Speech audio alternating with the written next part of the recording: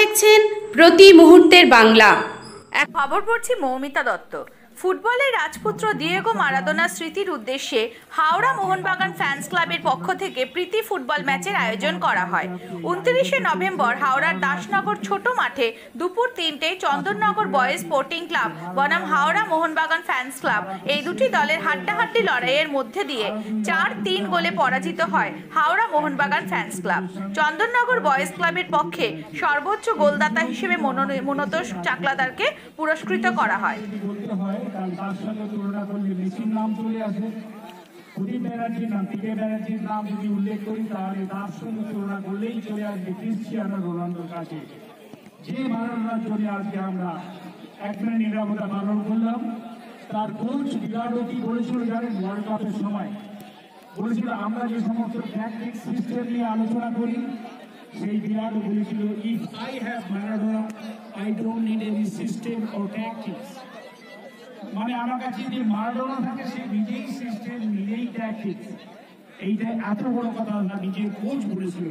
ওই জন্য তার প্রতি শ্রদ্ধা জানিয়ে আমরা সকলেই যেমন তাকে ভালোবাসি, সে আমাদের অঞ্চলের ভালোবাসাকে একটি প্রার্থনা করি, তিনি যেন শান্তিতে থাকুন, সুখে থাকুন, আর নতুন রাজপুত্রের জন্য তিনি যেন বন্দোবস্ত করুন। নমস্কার।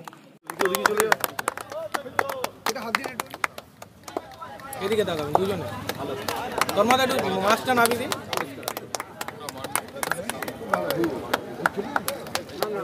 এবং খেলার মধ্যে যে বেস্ট প্লেয়ার যাকে আমরা সিলেক্ট করেছি সে হলো কৌশিক সরকার। শুটিং চন্দননগর বয়েজের কাছে গেছে, সুতরাং মোহনবাগান ফ্যান ক্লাবের কাছে আমি অনুরোধ তোমাদের দুঃখ করা নিয়েছে।